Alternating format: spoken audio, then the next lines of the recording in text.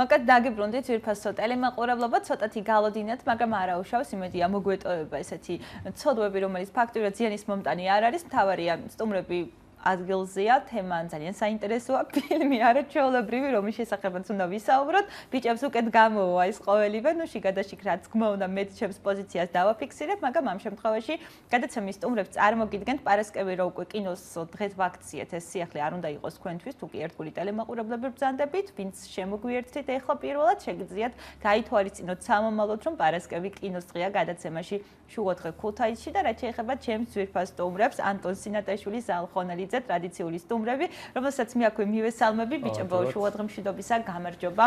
აბა განწყობა მიხარით, როგორი განწყობა გვაქვს და ეს თბილი დღე, რომელიც გვაჩუქა ხო 5 აპრილმა გადაუღებელი წვიმების სერიის შემდგომ, როგორ მოქმედებს თქვენზე ზოგადად მითხარით, აბა საცოცხლო პოტენციალი. შვენიერი, წინვალე. ამიდიდან გამომდინარე. თუნდაც ამინდი საკმარისია ხო ამ თვალსაზრისით. აბა ზალ მითხარით. ჩვენ ამ რუბრიკას ერთი ქვე რუბრიკა უნდა დავამატოთ, როდესაც პირველ რიგში განწყობაზე და ამინძზე ვსაუბრობთ და ძალიან კარგია ეს. განწყობა და ამინდი ზოგადად განწყობა არ ვიცი, რამდენად აკვირდებით ხოლმე საზოგადოებაში, ვერ ხედავთ ხო პოზიტივებს ხშირად. ასე რომ საინტერესოა ეს აქცენტებით, თუ რა მოქმედებს ადამიანის განწყობაზე ყველაზე უკეთ, რატო უნდა მივაქციოთ ხოლმე გუნება განწყობას და მის გაუმჯობესებას უფრო მეტი ყურადღება. ალბათ ესაც საინტერესოა. კიდე გამომდინარე ფილმებსაც თუ უყურებენ კარგ ფილმებს, განწყობასაც გაიუმჯობესებენ. იმოქმედებს ყოველ შემთხვევაში, ხო? ვისთვის სევდიანი იქნება, ვისთვის, მაგრამ განწყობა. როგორი არის განწყობის ერთ-ერთი შემოქმედი, კარგი განწყობის. და მას თუ ფილმის დაემატება, ხო, როგორც ანტონმა თქვა, ეს კარგი ფილმი. უკეთეს შედეგს მოიტანს. მოდით მითხარი ზალ, დღევანდელი დღისთვის, პარასკევისთვის, რომელი ფილმი ავარჩიეთ? თქვენ არჩიეთ, ნუ ფაქტიურად. არ ვარ არაფერ შუაში, უბრალოდ მე მას პინძლობთ და მითხარი, აბა რა პრინციპით შეარჩიეთ ეს ერთსულოვნად გადაწყვიტეთ, ორივეს იდეა იყო თუ? მოდი მე ვიტყვი. აბა მითხარი ანტონ. ზალის იდეა იყო ეს და ძალიან გამიხარდა, იმიტომ რომ ძალიან მიყვარს რა ეგ ფილმი. უკვე 10 ჯერ მაინც ვექნება და ახლა როდესაც ტელევიზორში გადის, სხვა ხზე ავთავ. ანუ არ სხვა ხზე გადარჩის უფლება საკუთარ თავს არ აქვს. თქო, იმიტომ რომ ძალიან სასიამოვნო საყურებელია, მართლაც რომ კარგ ხასიათზე დაგაყენებს და კარგ განწყობაზე. რაც თავარი არის. განწყობა მხოლოდ არ არის, სხვა ამ ფილმის იდეოლოგია, უფრო ღრმა იდეებია მასში და ძალიან კარგი აქცენტები. მოდი ზალ მითხარი ეს ფილმი რატომ გადაწყვიტე სწორედ აი რაიმე სიმბოლური დაატვირთვა აქვს თუ უბრალოდ ესე მოიფიქრე რომ ეს ფილმი იყო ის რომელზეც უნდა გვესაუბრა დღეს ეთერში. თანამედროვე ფრანგული კინოსთვის 2011 წლის ეს ფილმი, რომელსაც ხელშეუხებელი ჰქვია, არის ფიქრობ გადამწყვეტი და გარდატეხა შეიტანა მან იმ ტრადიციულ ფრანგულ ფილმში და დიდი ეფექტი მოახდინა არა მარტო ფრანგებზე, არამედ მთელ მსოფლიოზე. მაგალითად იაპონიაში ეს ფილმი არის ყველაზე ყურებადი ფრანგულ ფილმებს შორის და არა მარტო ფრანგულ ფილმებს შორის. და სხვადასხვა სტატისტიკა რომ მოვიყვანოთ, ამ ფილმმა უამრავი რეკორდი დაამხო. მიუხედავად იმისა, რომ ამ ფილმში არ არის სპეცეფექტები და ბევრი ისეთი რამ, რაც თვალსასეიროა. მაგრამ ამ ფილმში არის ის ადამიანური ურთიერთობა და ის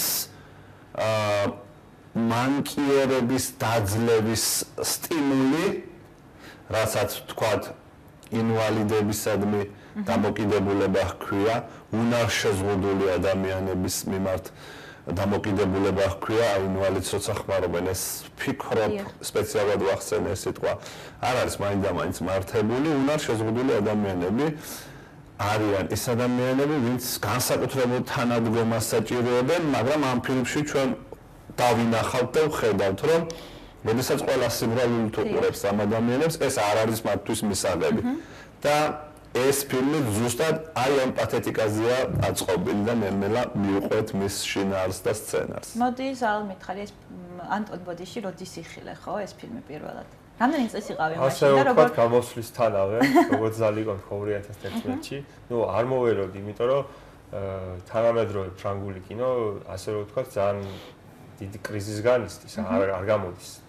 თითქმის არ გამოდის რა. თუ გამოდის, ან არ ვარგა, ან საშუალო დონის ფილმია და დიდი მოლოდინები არ ქონდა და როდესაც გამოვიდა, როდესაც უყურე, ნუ აღფრთოვანებული დავრჩი რომ როგორც იქნა ფრანგებმა გადაიღეს ეგრისაც მართლა კარგი ფილმი და გაამართლა ჩემი მოლოდინები, მე არაერთხელ დაუბრუნდი, არაერთხელ უყურე, როგორც აღნიშნე და ძალიან კარგი ხასიათზე მაყენებს მართლა ეს ფილმი, ვისაც ნეგატიური განწყობა აქვს, პოზიტიური განწყობაზე დააყენებს ნამდვილად. და თუნდაც აი ამ განწყობისთვის ხო, მაგრამ ფილმს მიმოვიხილავთ ხო ეტაპობრივად საუბარი და მე დავიწყო ძალიან საინტერესოც იწყება ფილმი და შემდგომ უკვე ვუბრუნდებით საწყისებს ხო, როგორ დაიწყო ის მოვლენები. აბა მითხარი შენ როდის უყურე ამ ფილმს, ესეც გაიხსენე?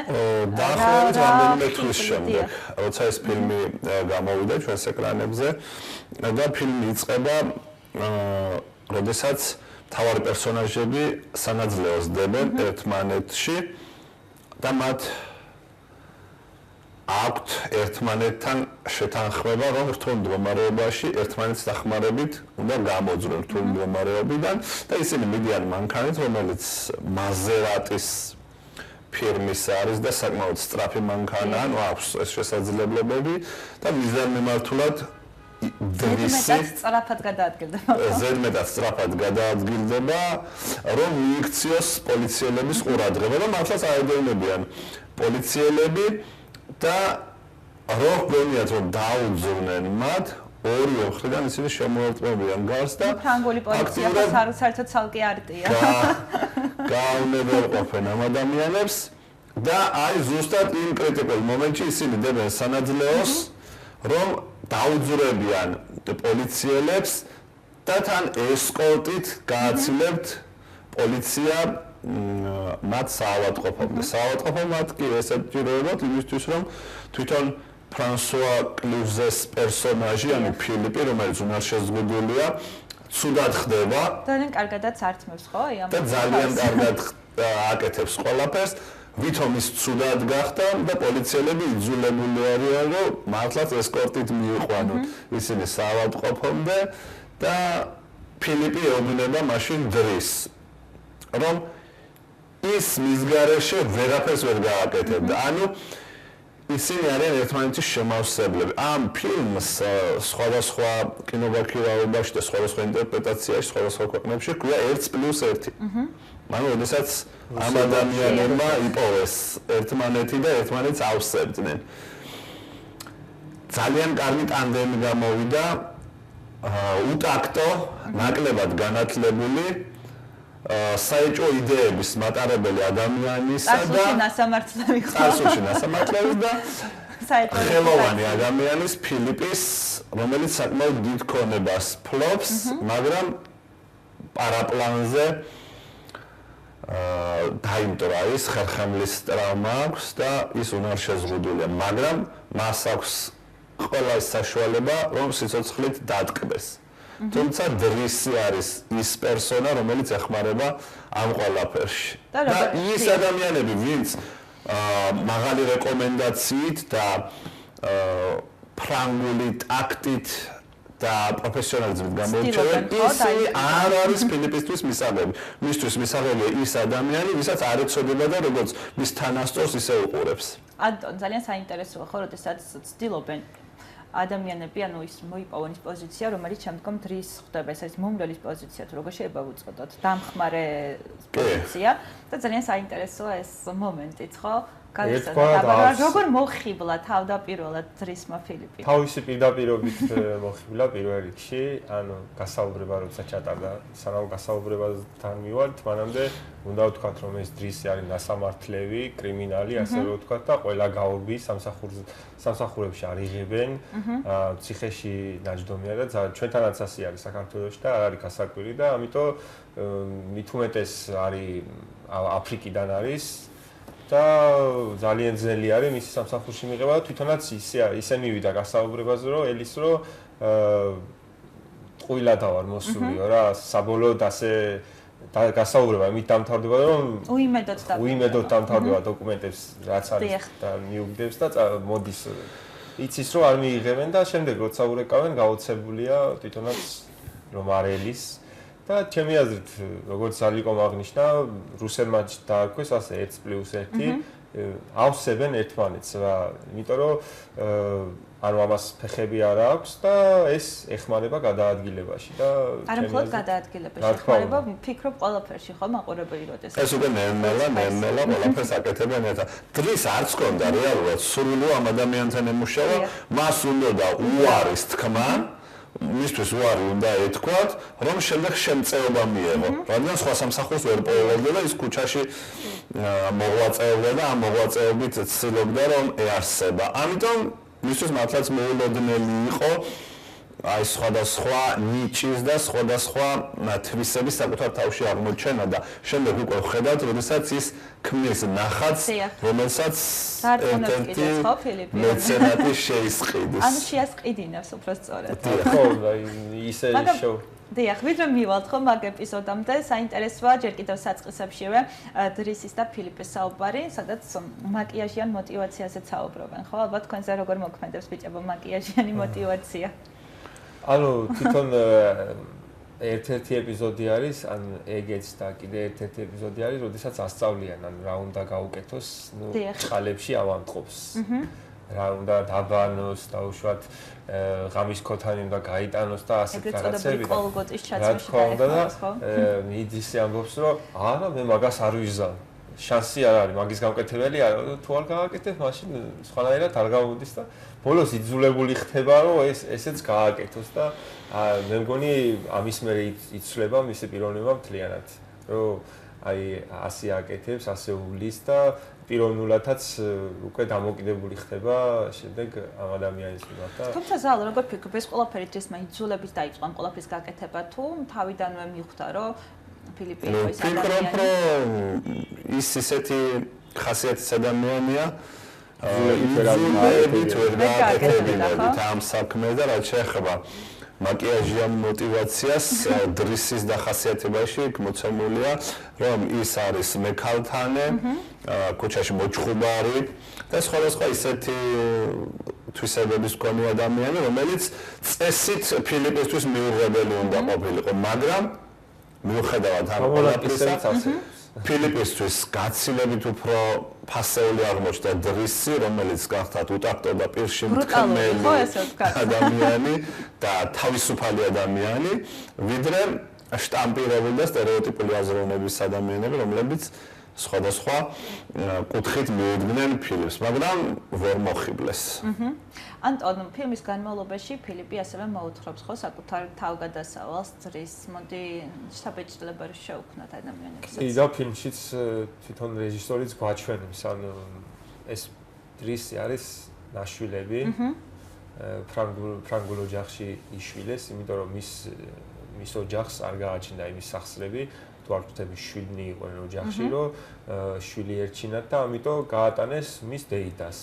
და დეიდამ გამოზარდა, ასე რომ ვთქვათ და ძალიან მძიმე არის, იმიტომ რომ თვითონ ხო დამნაშავე არის, კრიმინალი არის და ვინც გამოზარდა ფაქტობრივად დედა არის, დედას უძახის იმას და დედაც ნაწყენი არის, დედას არ ელაპარაკება და ზოგი ეპიზოდებში ჩანს, რომ როგორ მანქანაში როგორ ზის და როგორ უყურებს დედა სამსახურიდან როგორ მოდის და მისთვის ძალიან ტრაგიკული. ანუ ეს ფილმი მარტო კომედია კი არ არის, ანუ ტრაგიზმიც არის ჩადებული, დრამაც არის და ყველაფერი არის.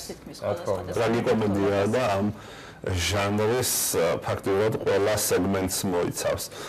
დრისი თვითონ ზრუნავს არის თავის შეძენილ დედმამიშვილებზე. მისი ერთ-ერთი ძმა ცუდ წრეში მოექცევა და ცდილობს აი ამ სიტუაციას აარიდოს ის. რამდენიმე მომენტში ის ფიზიკური დაზიანებით ბრუნდება სახლში და ცდილობს რომ აი ამ ცუდ წრეს გამოსტაცოს. მიუხედავად რომ თვითონაც იმ წრის შემადგენელია და ისევე როგორც ყველა ადამიანი ვინც რაღაცასაც აშავებს არსოს რომ მისმა შვილმა ან მისმა შედარებით ასაკით უმცროსმა თუნდაც ნათესავმა გაიმეოროს იგივე რაც თვითონ ჩაიდინა.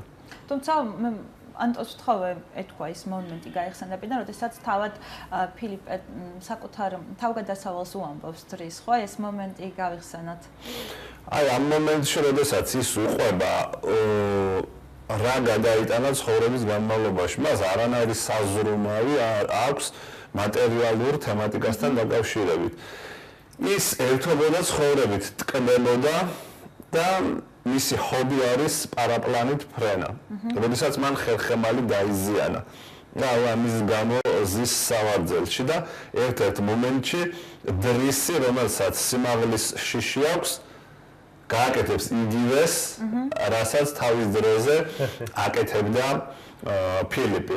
ფილიპს ყავს შვილი, რომელიც განყოფილი თინეიჯერის სახეა და ცდილობს ყველას ზემოდან დახედოს, თუნდაც დრის, თუნდაც სხვებს. მამასაც უპატივცემლად ექცევა, მაგრამ დრისი რა თქმა უნდა არ პატიობს, იმიტომ რომ მისთვის ამ ადამიანების ცხოვრების წესი და ამ ბავშვის აღზრდის წესი მიუღებელია, მიუხედავად იმისა, რომ მათ არანაირი საჭიროება არ აქვთ, ისეთი როგორც მაგალითად დრისის ოჯახს.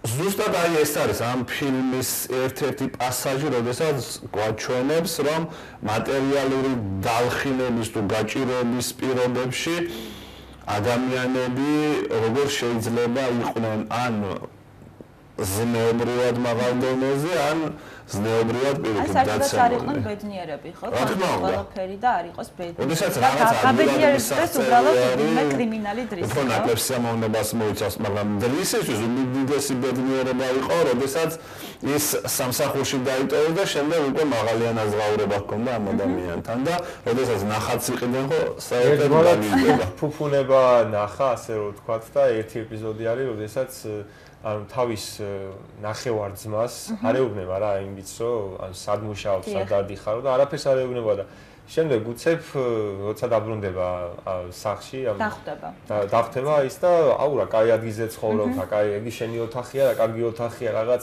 და ეს არ ესიამოვნება ცოტა ძალიან იმად შეხვდება და შემდეგ უკვე საინტერესოა ასევე ფილმში ფილიპეს და დრისის საუბარი მუსიკაზე მუსიკაზე აი ყველაზე კარგი ეპიზოდი არის ეს ჩემი აზრით, როდესაც ანუ ჯერ ფილიპი აჩვენებს თავის თუ არ ვცდები თავიდან ფილიპი აჩვენებს დაბადების დღე არის ფილიპის და ფაქტობრივად ორკესტრი ყავს მოწვეული თავის ყველა ოჯახის წევრი რაღაცა და დააჯეს და ან ნამდვილ მუსიკას გაჩვენებს ახლა შემდეგ აჩვენებს ბეთჰოვენი, მოცარტი, შოპენი, კლასიკური მუსიკა რაც არის ყველაფერი და ეს ამას არ მოწონს ეს რა არის იცი მუსიკა რომელიც არ აგაცოკვებს ის მუსიკა საერთოდ არ არის მუსიკა არის ესო და შემდეგ არის მაილს დევის ანუ ახლა უკვე ჩემი ჯერი არის და ჩაუტავს მაილს დევის და დაიწყებს ცეკვას და აცეკვებს თელ დარბას ამ ჩემი აზრით თავისი განწყობა გადაცა ამათ. ესეც კიდევ იმის დადასტურებაა, როდესაც ადამიანებს განსხვავებული გემოვნება აქვს და ჩვენთან საქართველოში ბევრი ამბობს, აი ქართულს არ მოსმენ და რაღაც ტრენდულია ეს. იმას არ მოსმენ, ამას არ მოსმენ, რაღაცა და გონიათ რომ აი ეს არის კარგი. ფიქრობ რომ ამ ფილმში კარგად არის წარმოჩენილი კლასიკური მუსიკის როლი ადამიანების ცხოვრებაში და იმ თანამედროვე მიმდინარეობის როლი კიდევ ადამიანების განვითარებაში და აი როგორ შეიძლება კლასიკურად ასე რომ ვთქვათ განწყობილმა ადამიანმა მალევე აიტაცოს ის თანამედროვე მუსიკალური ჟანრები და ისე გაერთოს როგორც წარმოადგენს ასე ვთქვათ მთელი ოჯახის წევრებს. ამიტომაც ამ ფილმში ფარულად არის ბევრი ადამიანური თვისებები წარმოჩენილი და ის სნობიზმი რომელიც ადამიანებს არ უნდა ახასიათებდეს და აი ამ სტერეოტიპების მსხვერპლზე აქვს საუბარი. თითქოს ეს ფილმი არაფერზეა და ჩვეულებრივ ორი ადამიანის ან სამი ადამიანის ურთიერთობაზეა, მაგრამ ბევრი რამე იმაზე მეტად კარგად ჩანს, ვიდრე შეიძლება სხვა უფრო ღრმად ჩასაწყობილ ფილმებში იყოს წარმოჩენილი. ანტონ ფილიპე ყავს ესე რომ ვთქვათ, უცნობი მეგობარი გოგონა, რომელსაც პერიოდულად მიმოწერის მეშვეობით ესე რომ ვთქვათ, ეფლირტავება, ხო? ანუ ძალიან კარგი არის ეს ეპიზოდიც და ელეონორი. მოდი გავიხსენოთ. კი, ანუ ესეც ძალიან საინტერესო ეპიზოდია, შეესწრება ამას იდრისი, ანუ დივანი ყავს, რომელიც იდრისს ძალიან მოწონს. ძალიან სიმპათიური დივანი. და აი ამ დივანის მოვალეობა რა არის? ანუ ეს კანახობს და ეს იწერს რა და დაინტერესდება ახლა იდრისი რას აკეთებს და კითხავს და თურმე ვიღაცასთან ახო მიმოწერაო და უი დაინტერესდება ვინ არის, როგორ არის და შემდეგ წერილი როცა მოვა გახსნის თვითონ და თვითონ წაიკითხა.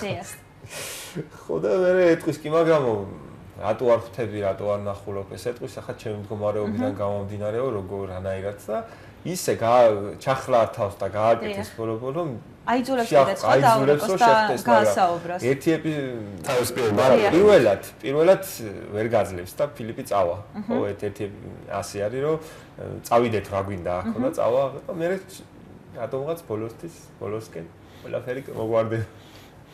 მაგრამ მოდი გავიხსენოთ ხო ის მომენტით, როდესაც აი მასზე მიდის და ემზადება და შეურჩევენ სხვადასხვა. სასაცმელს რო აქვს ესეც ძალიან კარგი ეპიზოდია. არის ამას იმისაც რომ გამოიყურებოდეს უნაკვლად. ეს ფუდი არა, ეს სასაცმელი არა, ის არა, ეს არა.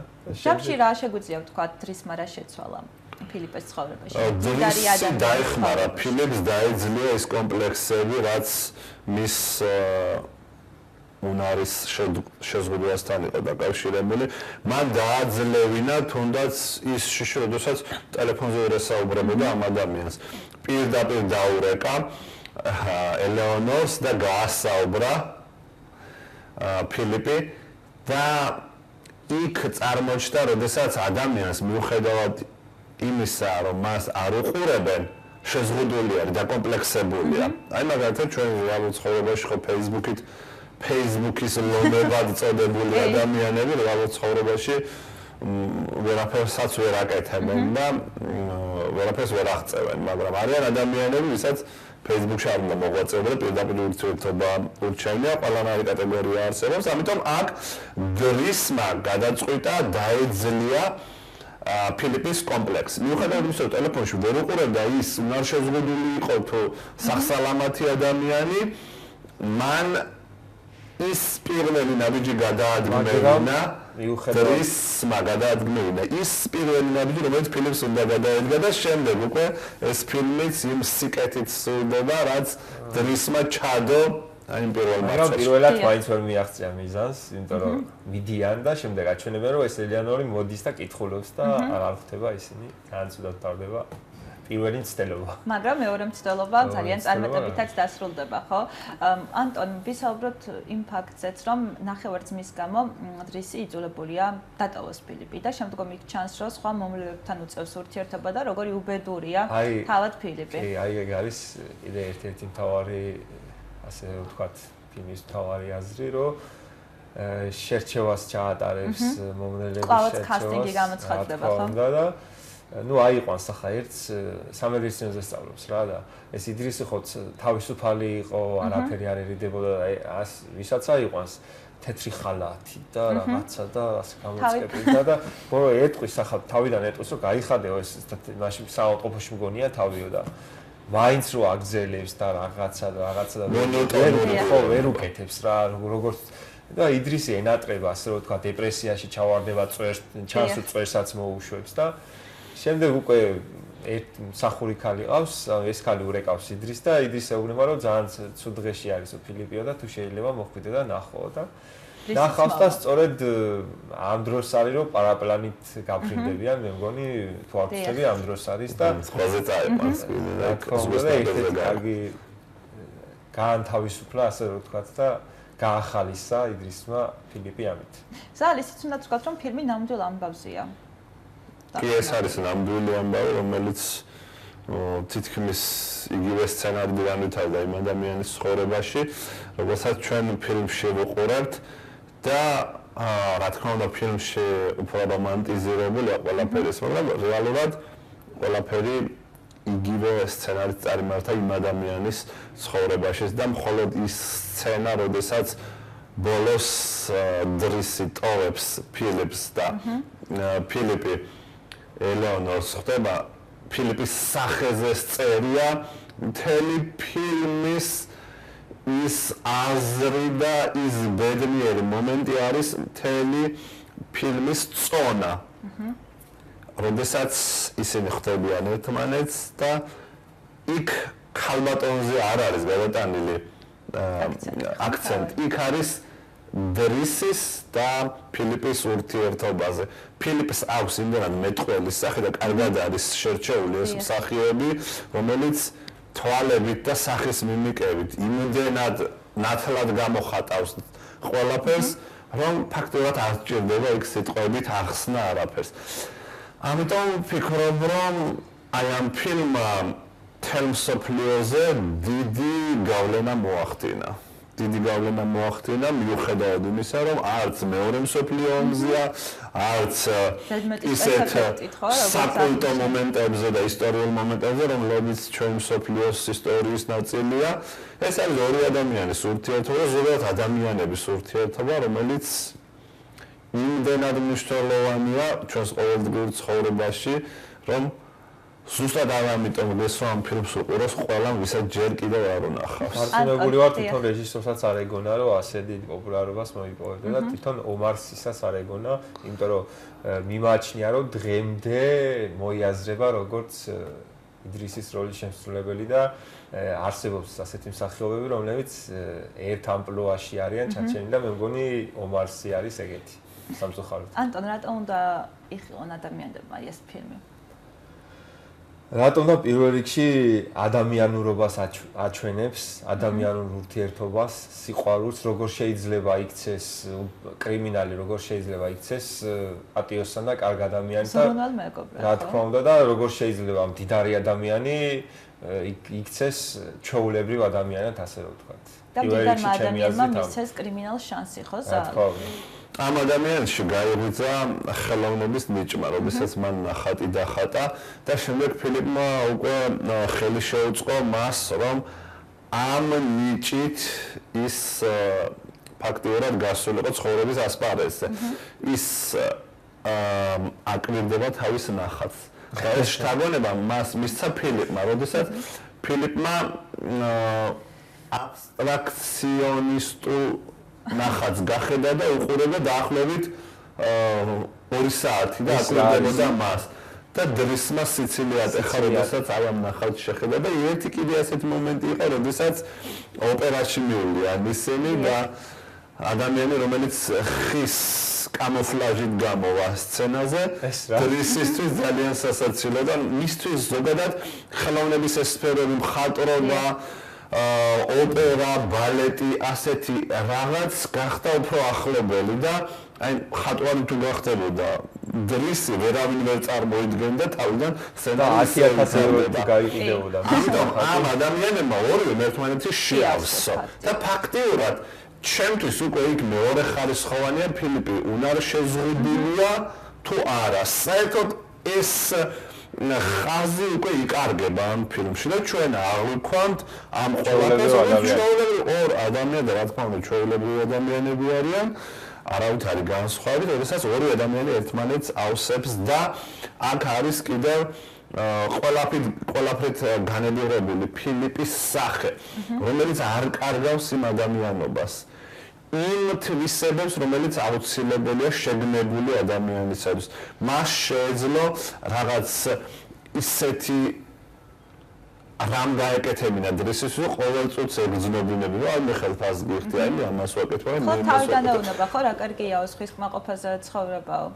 თავიდან, როდესაც ორი ადამიანი იწყებს ურთიერთობას, რაღაც მომენტში ერთმანეთს თავის ადგილებს მიურჩენენ და შემდეგ უკვე იბნება ის უხილავ ძაფები. შემდგომ თითქოს დრისმა მიურჩინა ის ყველას ადგილი, ხო?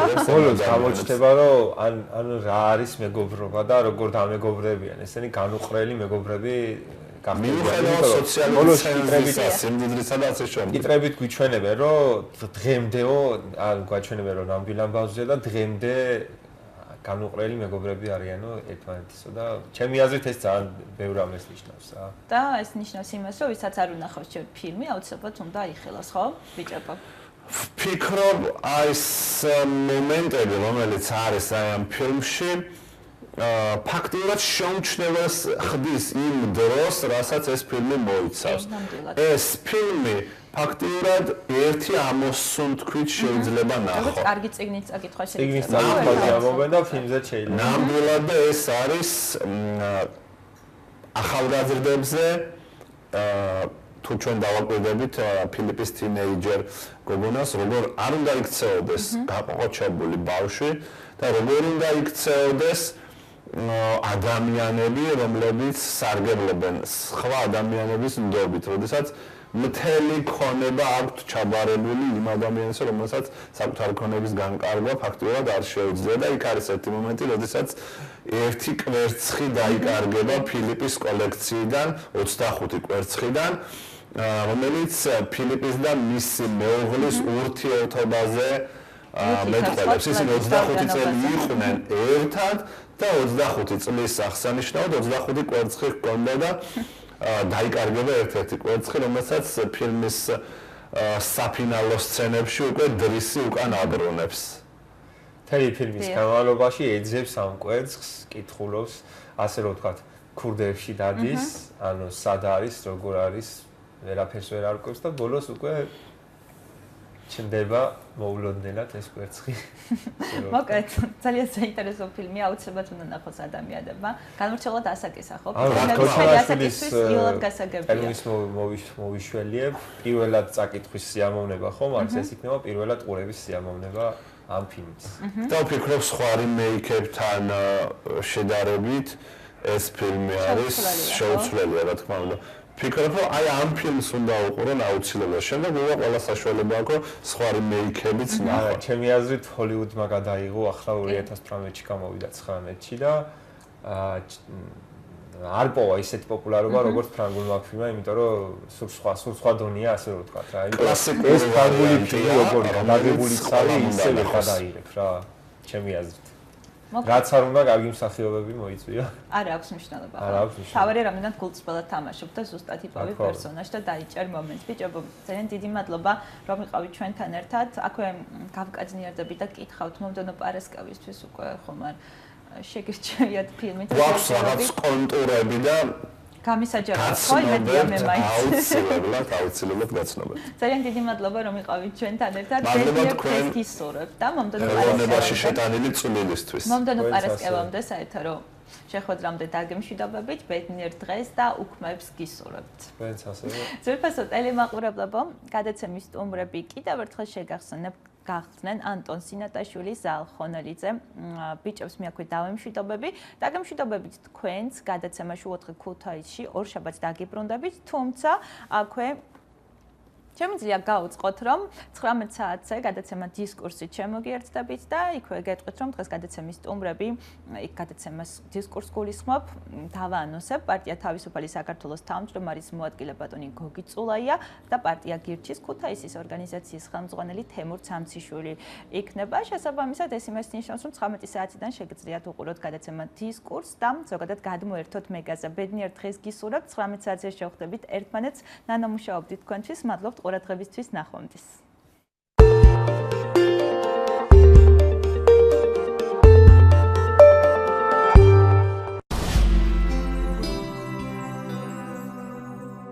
გაიაქტიურე ჯეოსელის პაკეტი მეტი ესი და მიიღე 120 წუთის სასაუბრო